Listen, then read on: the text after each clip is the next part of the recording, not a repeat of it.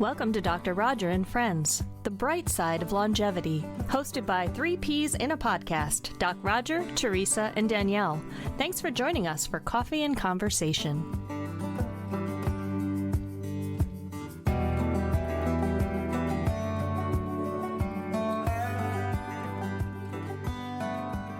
Well, welcome everybody.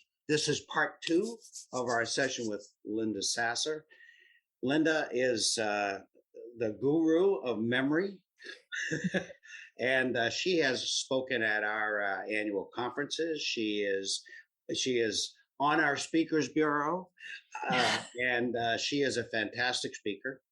But the important thing is that she knows so much about the brain, particularly in areas that we all tend to worry about. And I hope you heard part 1 of our podcast, but Linda's back. Thank you, Linda, for being with us again for a second part to this and get some more information.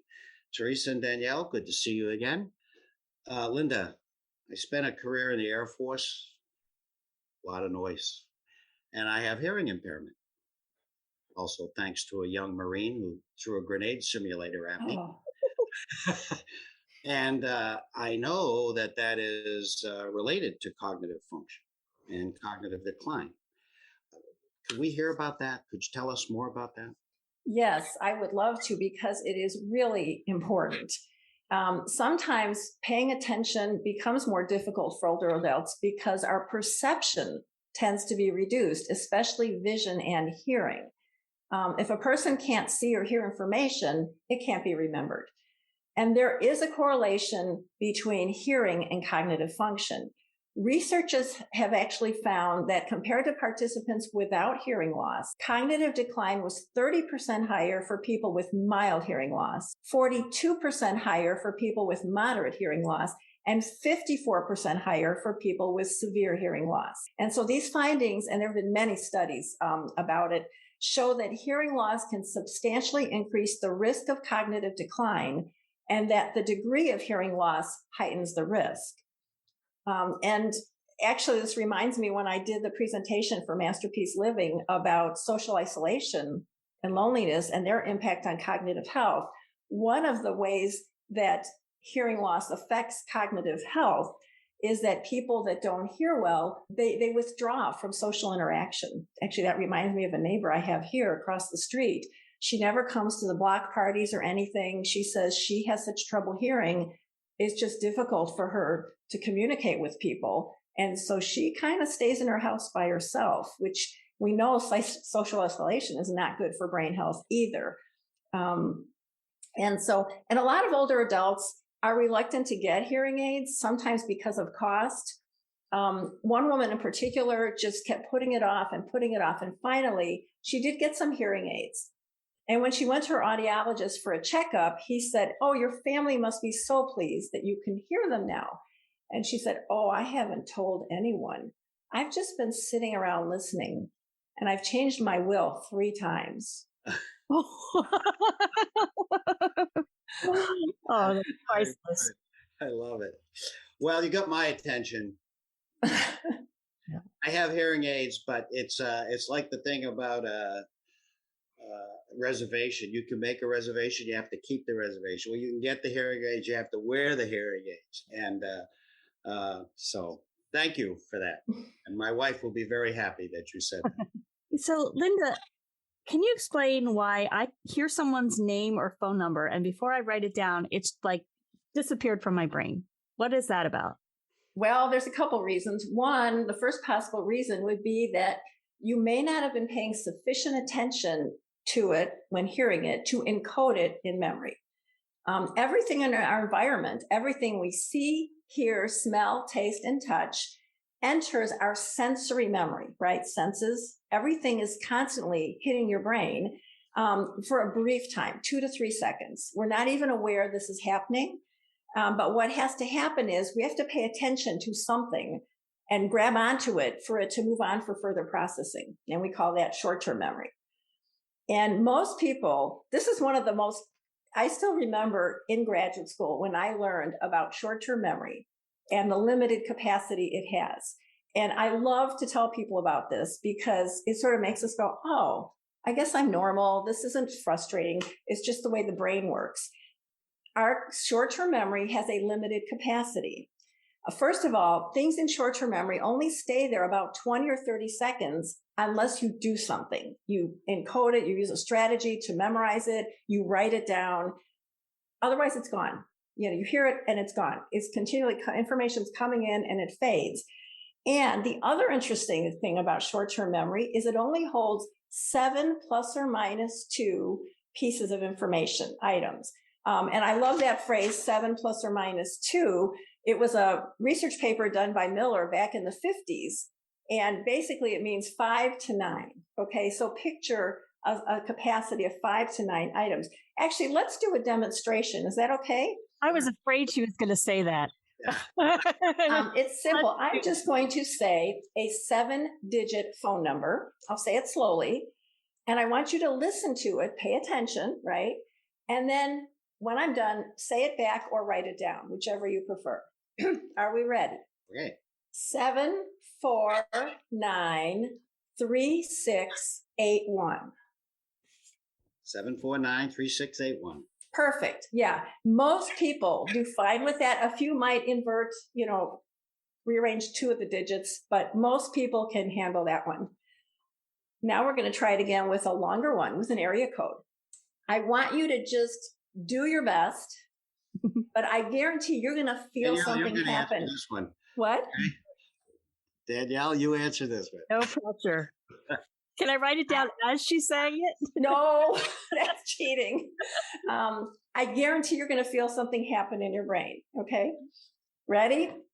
5, 0, 2, 8, 4, 3, 1, 7, 9, 6.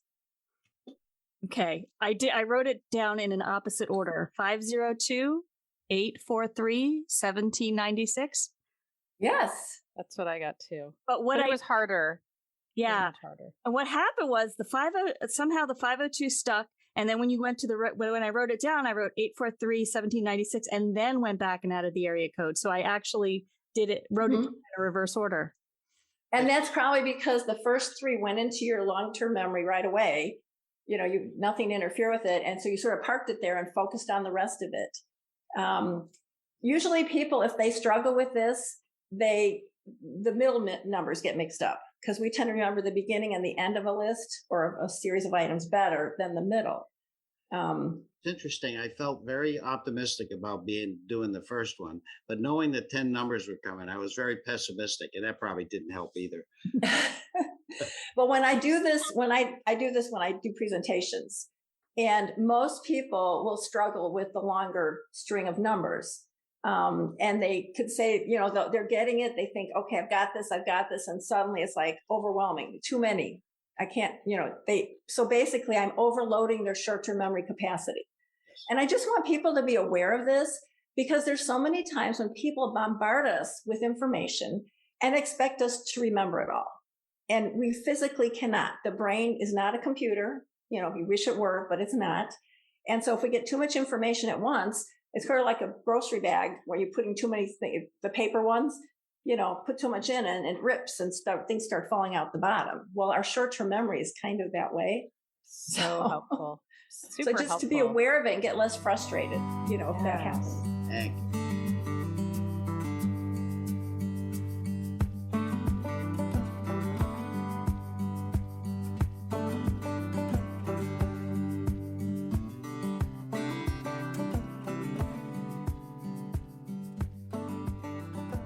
Masterpiece is driven by data and powered by content. Maximizing healthy longevity is achievable at all times with the right metrics and content, enabling informed decisions. Powered by Masterpiece can support your community in the critical areas of focus that drive healthy longevity for your residents, staff, and community. Learn more at mymasterpieceliving.com.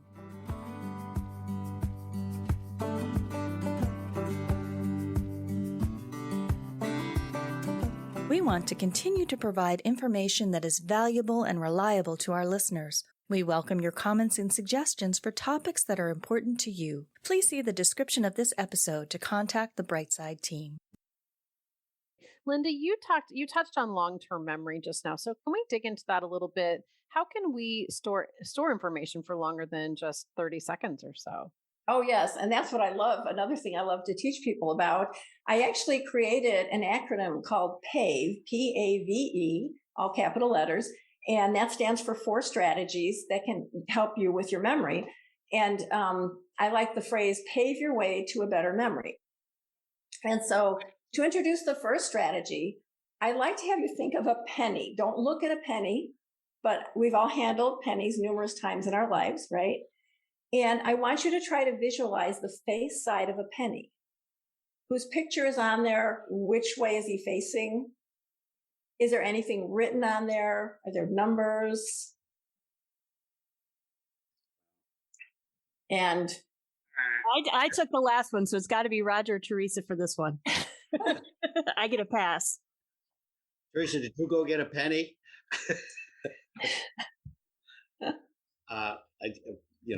I haven't been paying attention. well, that's exactly, most people, unless they're coin collectors, do not have this information stored in their memory.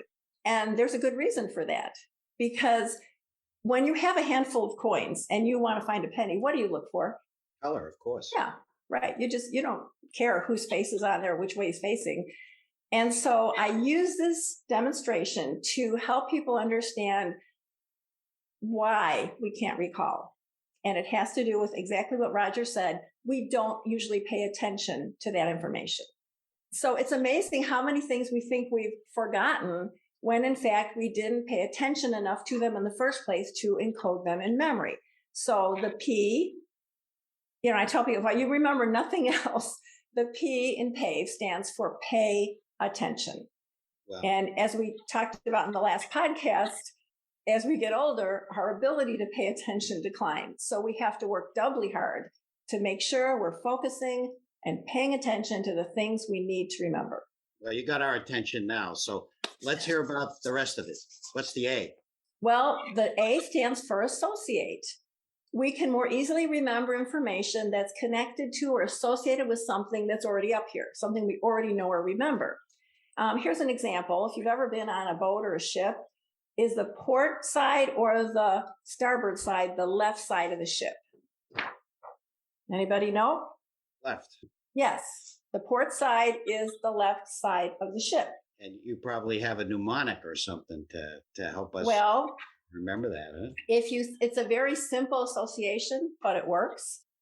Port has 4 letters, and the word left has 4 letters, right? So that's an association. Some people use acronyms like I did with PAVE. And I used to live in the Chicago area, and we used to talk about HOMES, HOMES, to recall the Great Lakes. Have you any of you heard that before? No, I had not. Oh, interesting. We just sit there and only get 4 out of the 5, Well, if you have the acronym, does that help you recall the names of all 5 of them? It would. No, I was going to say, so starboard is, you said the right side, port is the left. So Yes. if I took something like, okay, I like Peter Pan from Disney, second star to the right. So if I think starboard, second star, I think of the song. So it's can you make that kind of connection? Sure. If that's something you know. Now, for me, I didn't follow that. Don't have that association. No Disney lovers here? Oh, well. Just don't remember that part of it. But if that works for you, that's perfect. Okay. And that's key. It has to be something you already know that you can connect to. Another fun one that you may or may not have learned in school. I still remember 4th grade, my teacher, when we had our art class, she taught us she introduced us to Roy G. Biv. Did you ever meet him? Well, he is basically the colors of the spectrum or rainbow in order. Mm-hmm. So Roy G. Biv would be red, orange, yellow, green, blue. Indigo, which we don't ever use except if you have enough Crayolas in your box, and violet. So, that's maybe not something that's important to remember. A more important one is fast. The stroke, people in stroke associations want all of us to remember FAST, fast, which are signs that a person may be having a stroke and we need to get them some help immediately. So I won't go into those for you today, but look them up, Google them, because we should all know those. We had one for the carpal bones in the wrist, but I won't say it because it was kind of risque. Okay. Yeah. Medical students are famous for acronyms, right? And acrostics. But it works. I still know it today.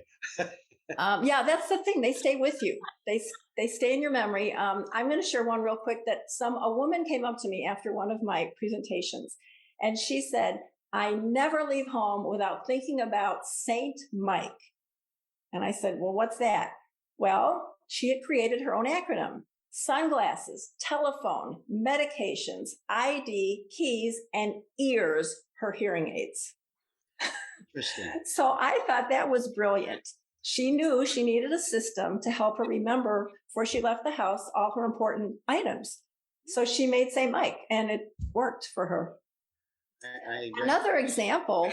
Oh, no, I had heard one where someone, I don't know why they just didn't write a grocery list, but they'd go to the grocery store and they had within their house in each room had an item.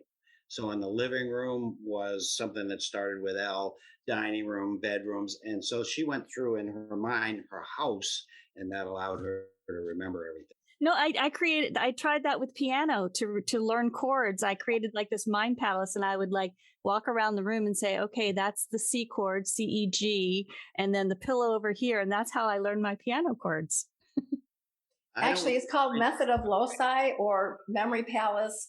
It's an excellent strategy. People who enter those memory Olympiads, those big competitions, they use those a lot.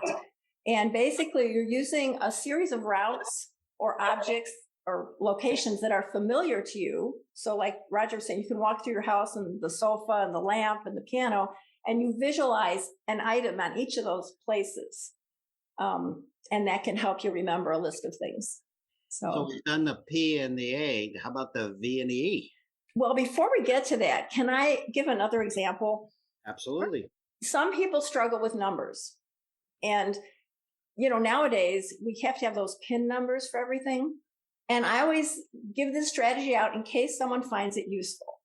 If you're able to create your own PIN number, which oftentimes you are, what you can do, for example, let's say you need a PIN number to access the ATM machine where your money is, right? You want to get your money.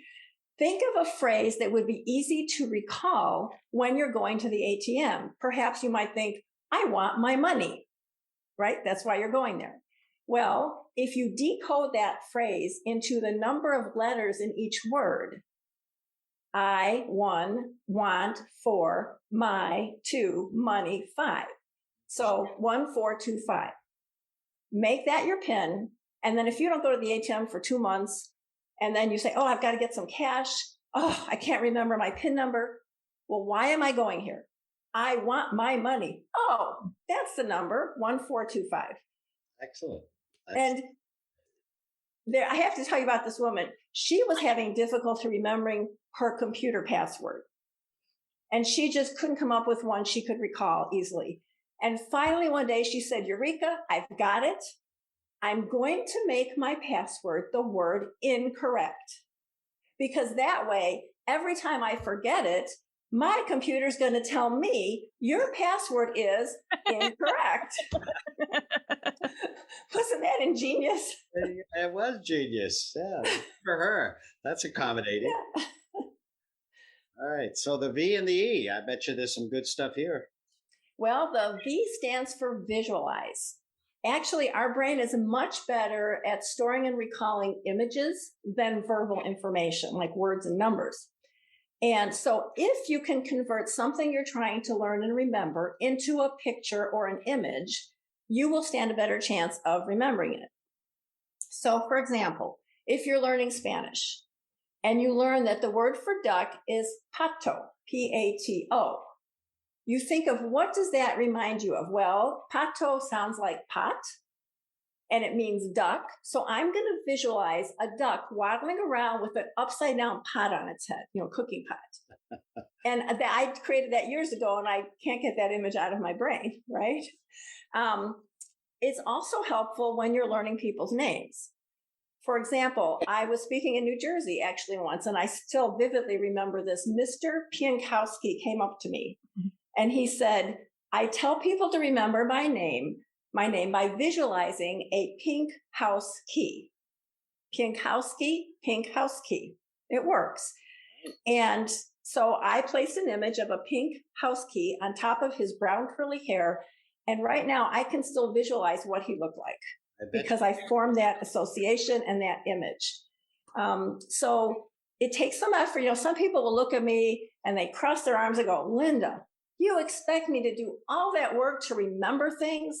And I say yes, because by processing the information using imagery and association, that's what stores it in your memory. It's less hearing it once, it's just gone, right? You have to do something, manipulate the information, make an effort. And so that's why I encourage people to practice these strategies, and they should find that their memory gets a little better. Now the E. Well, the E stands for elaborate. And I'm not going to go explain it right now. It's a little more involved.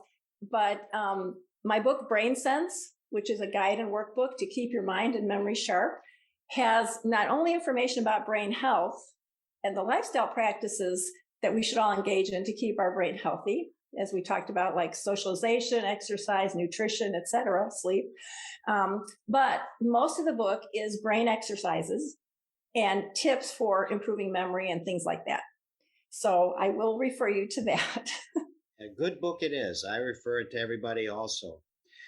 Well, Linda, you've given us lots to think about. I think, as I said before in part one, to me, I get optimistic hearing all this. Yes, the things happen, but we can accommodate. We can shift. We can do things to keep our function at the highest level possible, and at a level where, when I was in medical school, we were basically told that as someone got old, they were going to get senile dementia. Everybody would. And we know now that, first of all, that's just that's not a term we use anymore. But we know now that that's not the case. And I think we have reason to be optimistic. And you've certainly given us a lot to confirm that optimism, Linda. And I appreciate what you've done today. Well, thank you. I really enjoyed being able to share about this. Like I said, my passion is to help people learn about what they can do to keep their brain healthy, to improve their memory, and then to motivate them to do those things. Bravo. Now, before we wrap up, where can people go to learn more about you and your work? Well, I have a website, www.brainandmemoryhealth.com. So all those words run together. And I do have my book on Amazon. So Brain Sense, a guide and workbook to keep your mind and memory sharp. So if you just put my name into Amazon, Linda Sasser, it should bring up my book. And we'll make sure we have both those links in the description of this podcast. Okay. And I am going to be speaking at the Villages on April 5th, which is a large retirement community in Florida, in case some of your listeners are there and would like to attend my presentation. All right. Okay. Well, I don't think I'm going to be driving. I'm for a while now that I've been cross country a couple of times, but that's it's good to know. And there's a lot of people around the Villages, and I'm sure you're going to have a great audience. Thanks again. This was terrific. Thank you. You've been listening to Dr. Roger and Friends, The Bright Side of Longevity. If you like the show, please rate and review, and be sure to click to follow.